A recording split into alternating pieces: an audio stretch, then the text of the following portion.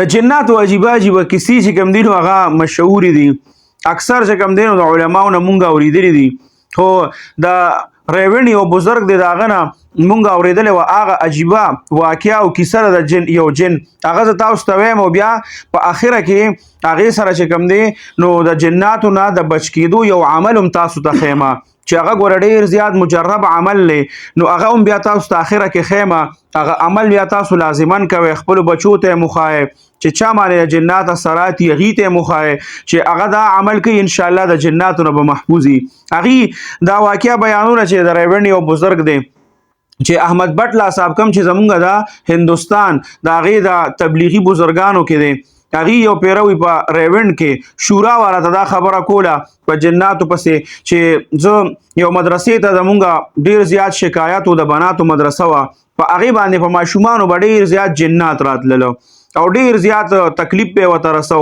نو یو عامل هغه مونږ راوسته او کومه ماشوم هغه چې کله عامل راوسته نو هغه مدرسې والا ته یې وې پردې په منځ کې وتړله او د پردې نه اخوا یو داسې ماشوم راولې چې په هغې باندې ډېر زیات راځي جنات. یو ماشوم یې راوسته هغه طرف ته. نو کله د عاملان چې د جناتو دا مسله حل کوي نو دقه ټایم کې دي دا جن چې کمي یا په ماشومه یا په چا چې هغه جنات هغه حاضر کی.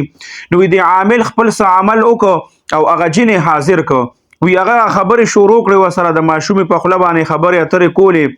په هر حال چې خبرې اترې وشوې نو بیا ورته د عامل وی چې یاره زه تا سره ملاویږم، ته انساني شکل کې راشه چې تا سره ملاقات وکم.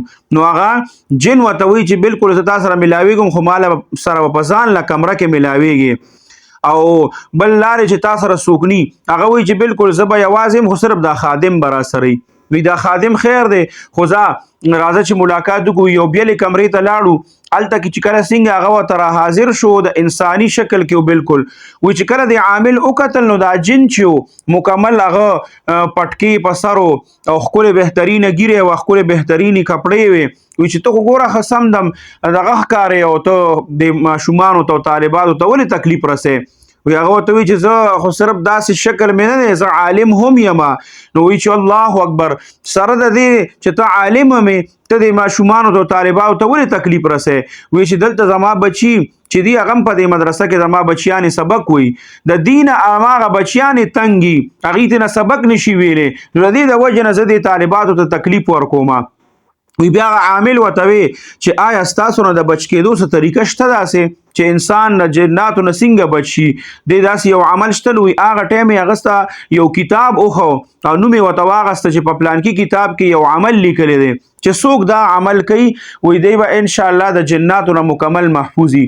نو دا عمل زه تاسو ته هم ښیمه، دا عمل تاسو کوئ انشاءالله چې په چا باندې جنات یا د جناتو څه مسئله نو دا هغه بزرګ فرمایل د ریوڼ هغې چې دا ورکې خلکو ته او زمانه طرف نه تاسو ټولو ته اجازت دی چې ټولو ته ورکې چې د خلکو فایده وشي. خلک به تاسو له مختلف قسمه ذهن جوړوي چې ګوره دا خو داسې دی کې زموږ څه فایده ده، خو موږ صرف دقه مقصد دی چې الله د انسان چې کوم دی د تکلیف نه بچ شي، د جناتو نه بچ شي. نو هغه مختصر کلمات دي: بسم الله الذي لا اله الا هو، بسم الله الذي لا اله الا هو. دا په 3 ټیمونو کې ویلي. صرف کله چې ته باتروم ته ننوځې نو دا کلمات به ووایې بسم الله الذي لا اله الا هو. چې کله بیا باتروم ته ننوتې او تا په باتروم کې فرض کا تا غسل کو، د غسل لپاره ته کپړې وباسې، کپړې بدلې نو د کپړو ویستلو نه مخکې به ته بسم الله الذي لا اله الا هو دا کلمات به بیا ووایې. او کله چې ته غسل اراده وکې او په ځان باندې اوبه راشي نو دا غسل نه مخکې به دا کلمات ووایې بسم الله الذي لا اله الا هو. نو دا چې په دې 3 ټایمونو کې وایي څوک وایي نو په ده باندې به د جناتو اثرات نی مکمل، جناتو ته بیا څه نشي ویلی. او په دغه وخت کې زموږ استادانو به فرمایلم چې په دغه وخت کې شیطاني قوتونه چې کله سړی باتروم ته ځي او د دې جناتو د اثرات په انسان باندې ډیر کیږي. نو او دا عمل چې کوم دی بیا هغه بزرګ مونږ ته فرمایل چې دا ما په سونو خلکو له ورکړی دی په هغې به د جناتو مسلې وي الله د دې کلماتو د برکت نه د هغې هغه مسلې چې کوم دي هغه الله ختمې کړي دي نو دا تاسو ته وایم چې دا ټولو مسلمانانو ته دا ورسوي چې دا د ټولو مسلمانانو ته ورسي نو مونږ ته هم اجر ملاویږي تاسو ته هم اجر ملاویږي او چې الله څوک په دې جناتو د وجې نه په مصیبت کې ډېر زیاته سخته زندګي ګوري ډېر زیات په تکلیف کې هغه نو زمونږ ستاسو د وجې نه چې هغه تکلیف نه بچ شي نو دا څونه ښه خبره ده مونږ له به الله د دې څونه اجرونه او ثوابونه راکوي